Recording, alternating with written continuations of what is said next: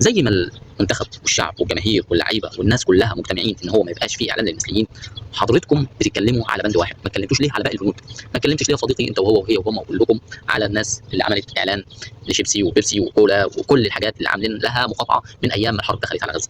حضرتكم دلوقتي بتعملوا يعني رفض تام للناس اللي هي بتدعو للمثليه او تدعو للشواذ او تدعو للفسوق والفجور وما الى غير ذلك. الكلام ده كله كان من باب اولى ان حضرتك تكون مانع انك انت تعمل اعلان لبيبسي وشيبسي والكلام ده كله، زي ما تامر حسني ومحمد صلاح وعمرو دياب وما الى غير ذلك من الناس المشاهير دي اللي عملت اعلان للشركات اللي هي احنا عاملين لها مقاطعه.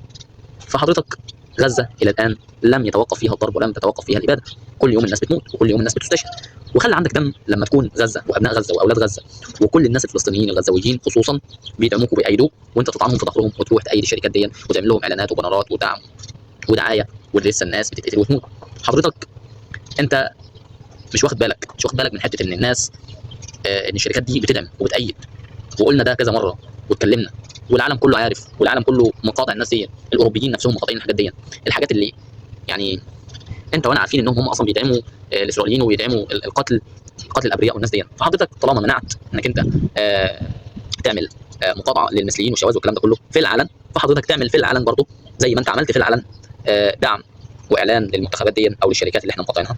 تعمل قضاء يا اخي، قضاء الاعلانات دي، بدل ما انت حضرتك جاي في كاس العالم اللي هو اصلا في امريكا اللي هي اصلا بصواريخها بعددها بعدتها بالكلام ده كله بتقتل اخواتنا الابرياء في فلسطين واليمن ولبنان والدول دي كلها، وانت عارف وانا عارف امريكا مين واسرائيل مين، يعني زي ما بتقولوا اتنين في. فافهم يا ابن الناس بالله عليك، علشان دي يعني زي ما تقول دي حرب فكريه عقائديه ودينيه. خلي عندك مبدا انك انت تكون مبدا واحد، اراده واحده، عقيده واحده. الدين ما فيهوش تمييع، المبدا ما فيهوش دي ايوه دي لا، دي ايوه دي لا.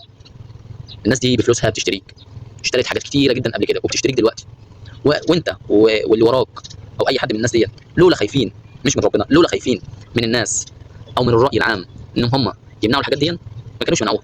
الفلوس اولى يا صديقي، البيزنس.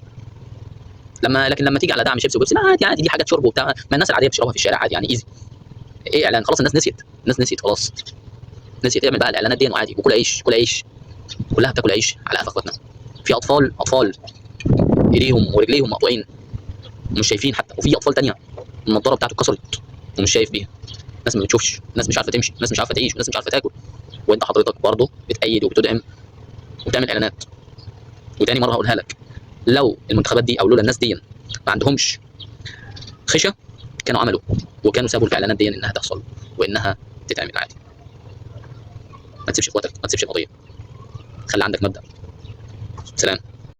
دعمك يا صديقي سواء لده او ده فالاتنين واحد، الاتنين واحد، لان ده او ده بيصب في محاربتك فكريا. افهم.